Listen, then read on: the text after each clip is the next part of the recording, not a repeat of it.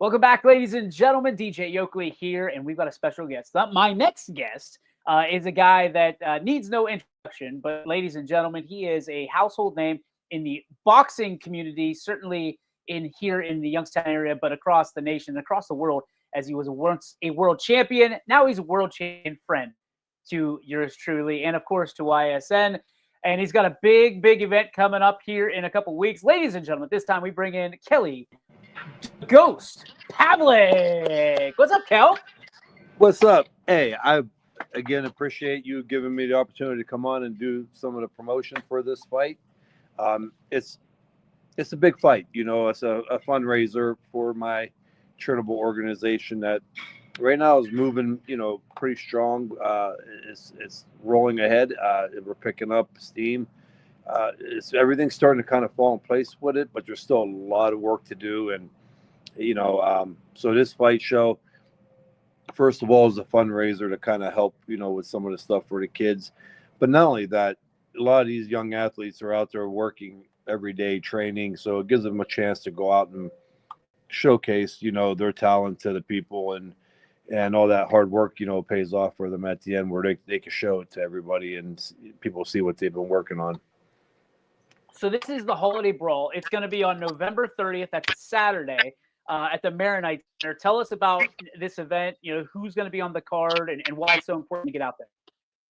Well, it's hard to tell you exactly who's going to be on the card because of the fact that amateur boxing, we may match make 20 fights and end up with, 12 to 11 fights, the night of. But we are looking to put Zion Hensley on. Actually, she will be on. Her opponent is coming in. She will be fighting a girl out of Texas who's ranked number, I think, 2 or 3 in the country. I got a kid, Marty Stankiewicz, from Boardman High School. He'll be fighting on that. He just graduated last year. And then they call him Mo Buckets, Darius Harshaw. He's fighting on the card. So there's just a lot of local talent, and we got a lot of talent coming in from Pittsburgh, Cleveland, Akron. So it'll be a great night of fights. You mentioned that this is going to be kind of a fundraiser for your nonprofit. Can you tell people that don't know about your nonprofit, when that started and why you started it in the first place? Yeah, so the nonprofit I started now going on probably 6 years, when I started it. And we even started before that, but it was just hard to kind of get it off the ground. Now that we're moving, it started off small. Started off as get the boxers in there and athletes and train them and hopefully eventually be able to get, counseling, tutoring. And now after moving, and teaming up with certain schools and teaming up with, like I got Lisbon probation or juvenile court system, working with Warren court systems for juvenile, and picked up Lisbon ATG wrestling. So it's moving, and it's to get the kids in there from, 4th through 12th grade, 10 to 18, free to them, so that way they could get the strength and conditioning or whatever they need.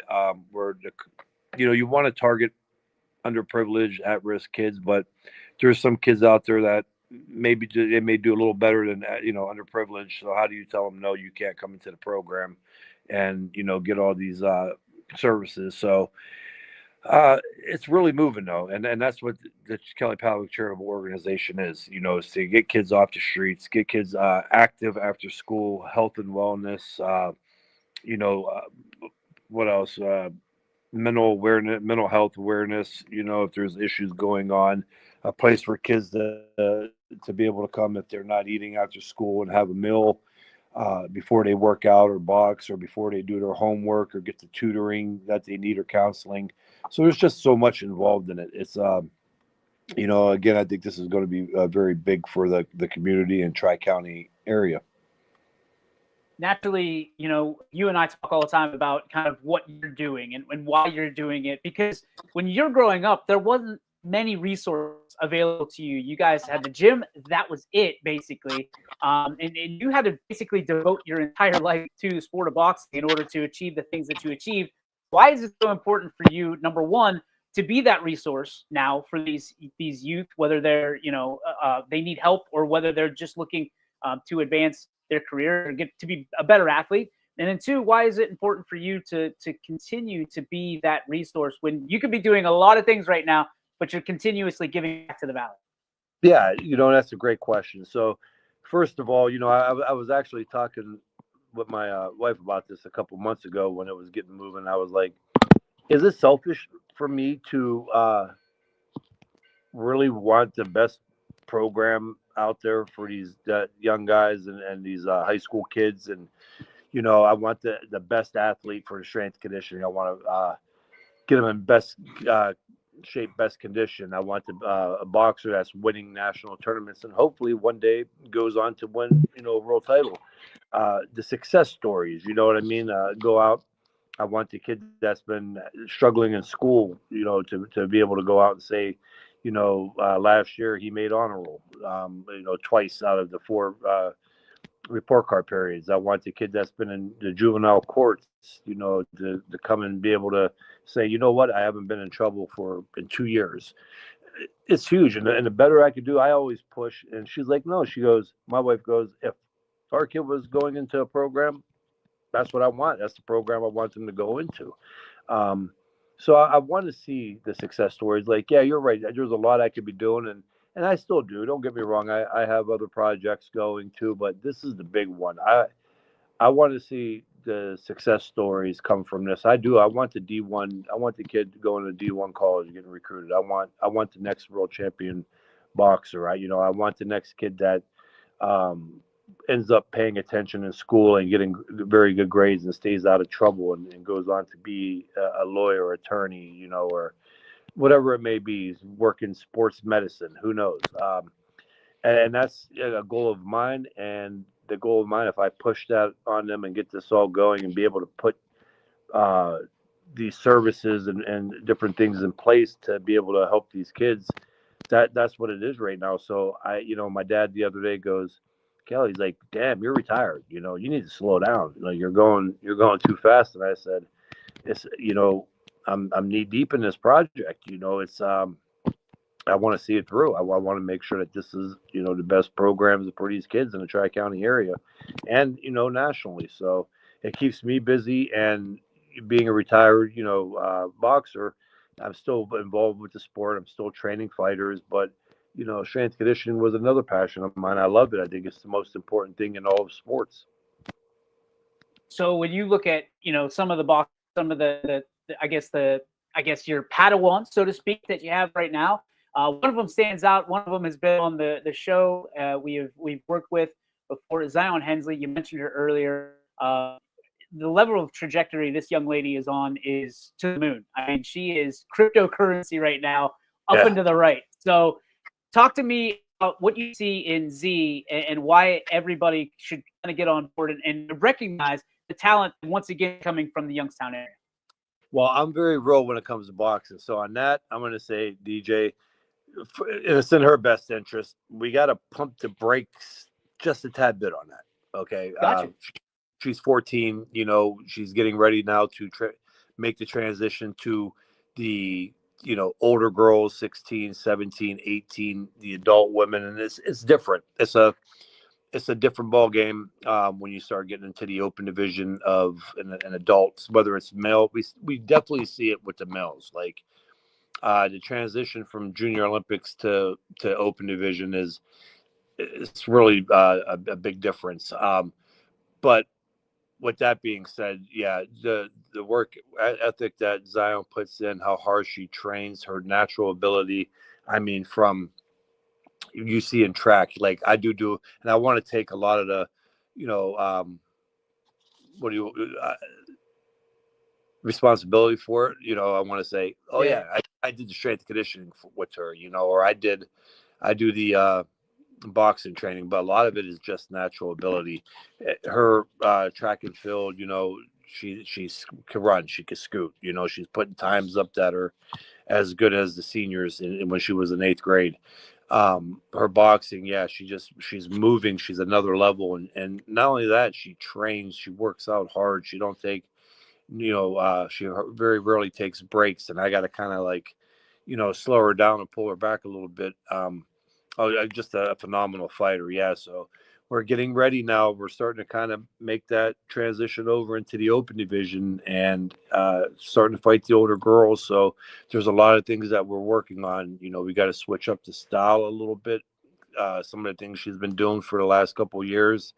A lot of people are starting to time and figure out. So we got to kind of give a little bit of a different look. But other than that, yeah, she's definitely exciting to fight. I mean, she can hit. She's fast. She could throw big hooks. So it'll be this should be a good fight on the 30th. And actually, as much and as good as she is in the ring, on the track and field, she's that good of a character, young lady, in the classroom and in the community. So I think that's what I'm most proud of about Z. We are talking to Kelly Pavlik about the holiday brawl in the Maronite Center, Saturday, November 30th. Coming quick, man. Doors open at 6 o'clock, start at 7 p.m. General admission, $25. Tables of 8 for $400. And for tickets, you can call or text 330-565-8665. Kelly, for people who don't or have never been to a fight like this or to an event like this, what are the expectations that they should come in expecting? Yeah, I want them to come have a good time. Look, there's adult beverages, there's food, we're going to have food there. The fights are fun and entertaining. People, sometimes if you get a table or whether it's general admission, people walk around, they mingle. If you've never seen it, just the atmosphere, it's fun. These kids are going out there. Little brutal to a certain extent, but not like a pro fight. You're not going to see blood and guts everywhere, or brutal beatings. It's very safe. The USA Boxing is with the USA Boxing protocols is very strict, and they keep the safety first for the kids. But it's just a fun time. People come out, they get the table, for $400.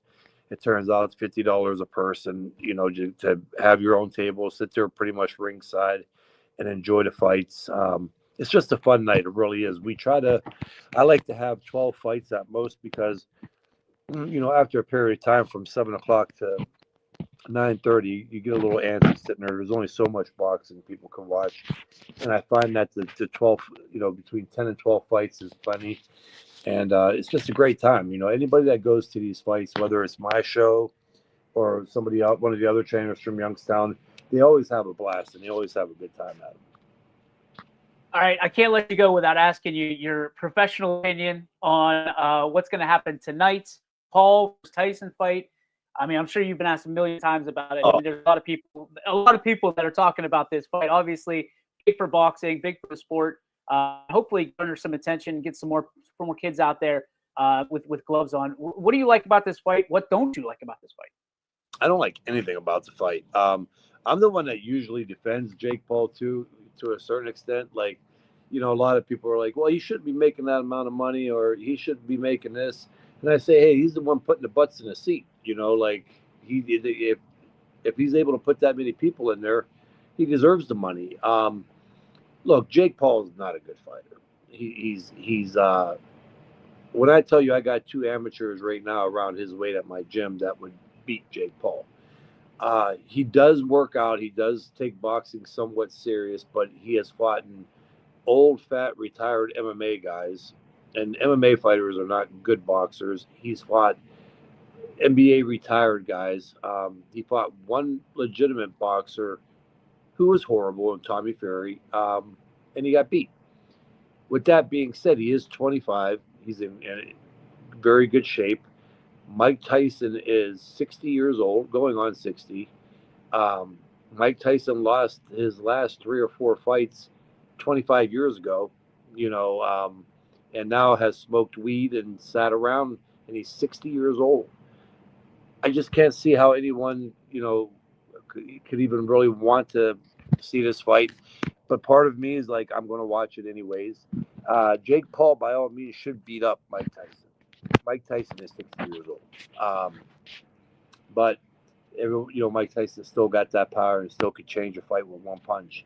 So I still don't know. I guess, like, if Mike Tyson catches him, he can knock him out. Obviously, power is the last thing to go. But Jake Paul should win. I mean, you're a 26, 27-year-old prime fighter. You know, you're fighting a man that owned a marijuana farm for the last 5 years and has done nothing besides podcast, and he's 60 years old. So I don't know. It should be interesting. Anything can happen, I guess. I mean, we all know money talks, right? So is there potential down the road if there's enough money for the Netflix deal or a pay-per-view that we could see Paul versus Pavlik or Tyson versus Pavlik? So I'm going to be dead honest with you. We already had negotiations about 3 years ago. I remember it like yesterday. I was actually on vacation with the family in Ocean City, and my agent, who I didn't talk to for like 10 years at the time, he was, you know, he called me and he's like, "Hey, Cal, I got an opportunity for you to help me manage 2 prospects." And I was like, "Oh, wow, that sounds good. Yeah, blah, blah, blah, blah." I get off the phone with him and I'm thinking to myself, I'm going, he's full of crap. Cameron Duncan don't need me to help him manage people. He's like one of the greatest managers in boxing. So I knew something else had to be coming. So he called me back the next day and he goes, I've been sitting down with the Showtime executives with Showtime Network, and we're thinking about, you know, a possibility of you fighting Jake Paul in Cleveland, because you're both Ohio guys, on Showtime. And at that time, I didn't work out. I ain't ran a mile since I retired. I haven't even looked at a treadmill like but 4 times, you know. And I go, I don't know, Cameron. I go, I got to get in shape, man. I would have to get in shape. I go, can I beat Jake Paul right now? Yeah. I said, I'm fat and out of shape. I go, I can still whip his butt. I said, let me think about it. So he gave me 2 days, and then I called him back. And when I called him back, he goes, they didn't take the fight, Cal. They turned it down. And I think that's when he went on to fight Ben Askren. So he's not going to fight me. He won't fight somebody was a legitimate boxer. You know, I'm still only in my early 40s. You know, he's not going to take a chance fighting me. He knows better. Would you take it if he extended the invitation? Oh, probably, yeah. I just that easy. He's horrible. That's what frustrates me. And these young kids that don't really know boxing at all, they don't know the difference between a left hook and a fishing hook. And they'll go, I think Jake Paul is the best fighter. I don't think you can beat Jake Paul. You know, I think you're talking sideways right now, and that makes me so mad.